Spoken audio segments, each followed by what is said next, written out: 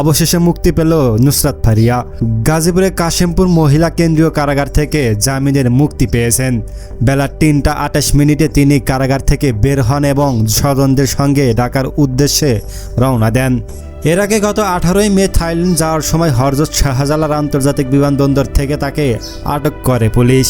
পরবর্তীতে 2024 সালের জুলাই মাসে রাজধানীর বাটারা এলাকার একটি আন্দোলনের সময় গুলিবিদ্ধ হওয়ার ঘটনায় দায়ের করা হত্যাচেষ্টা মামলায় তাকে গ্রেপ্তার দেখানো হয়। আজ সকালে ঢাকার চিফ মেট্রোপলিটন ম্যাজিস্ট্রেট আদালতের বিচারক মুস্তাফিজুর রহমান তার জামিন মঞ্জুর করেন। দুপুরে জামিনের কাগজপত্র কারাগারে পৌঁছানোর পর যাচাই বাছাই করে তাকে মুক্তি দেওয়া হয়। কারাগার থেকে বেরিয়ে নুসরাত ফারিয়া কালো গ্লাসযুক্ত প্রাইভেট কারে করে ঢাকার উদ্দেশ্যে রওনা হন এবং এ সময় তিনি সাংবাদিকদের সঙ্গে কোনো কথা বলেননি।